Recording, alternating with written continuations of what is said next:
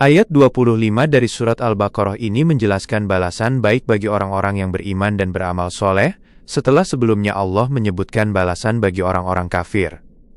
Ini adalah cara Allah dalam Al-Quran untuk menyatukan harapan dan ancaman, agar hambanya memiliki optimisme, harapan, kekhawatiran, dan rasa takut. Allah berfirman, "Dan sampaikanlah berita gembira," artinya wahai Rasul, dan siapapun yang berada di posisi beliau sebagai penyeru kebaikan, kepada mereka yang beriman dengan hati mereka, dan berbuat baik dengan anggota tubuh mereka. Mereka membuktikan keimanan mereka dengan perbuatan baik yang nyata.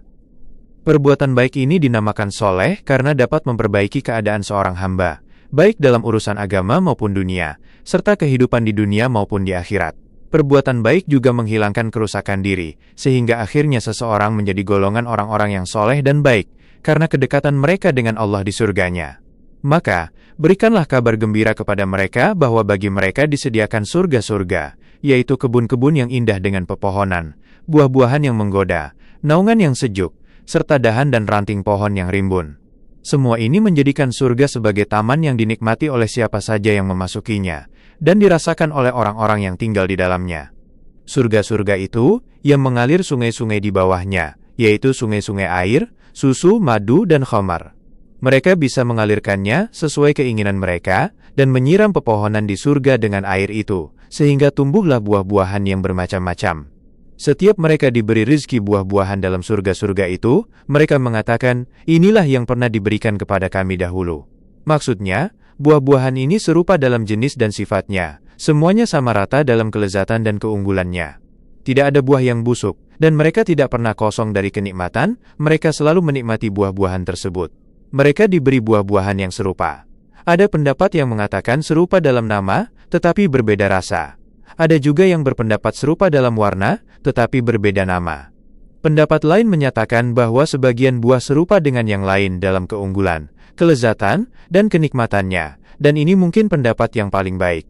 Setelah Allah menyebutkan tempat tinggal mereka, makanan, minuman, dan buah-buahan mereka, Allah juga menyebutkan tentang istri-istri mereka. Allah menjelaskan sifat mereka dengan sifat yang paling ideal, meringkasnya, dan membahasnya. Allah berfirman, "Dan untuk mereka, di dalamnya ada istri-istri yang suci." Allah tidak mengatakan suci dari satu aib saja, demi mencakup segala macam kesucian.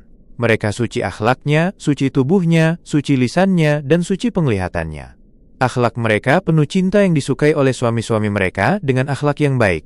Mereka berhias diri dengan paling indah dan bertata krama, baik lisan maupun perbuatan. Tubuh mereka suci dari haid, nifas, mani, air seni, kotoran, lendir hidung, air ludah, dan bau yang tidak sedap. Penampilan mereka juga suci dengan kesempurnaan kecantikan. Tidak ada aib sama sekali pada diri mereka, tidak pula buruk rupa, melainkan mereka baik dan cantik. Lisan dan pandangan mereka suci.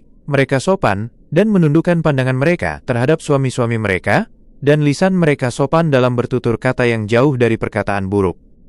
Ayat ini menyebutkan, siapa yang menyampaikan kabar gembira, siapa yang menerima kabar gembira, apa kabar gembira itu, dan sebab-sebab yang menyampaikannya. Yang menyampaikan kabar gembira adalah Rasulullah atau umatnya yang berada di posisi beliau. Penerima kabar gembira adalah orang-orang beriman yang beramal soleh. Kabar gembira itu adalah surga-surga, yang telah disebutkan sifat-sifatnya.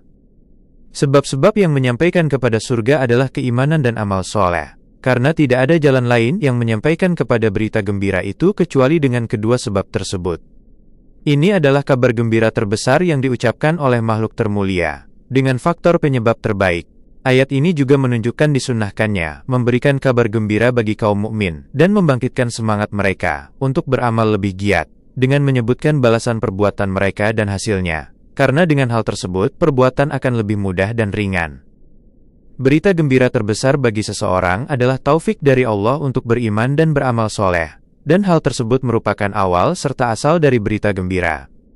Setelah itu adalah berita gembira ketika mati, dan setelahnya adalah sampai kepada kenikmatan abadi tersebut. Kita memohon kepada Allah dari karunia-Nya,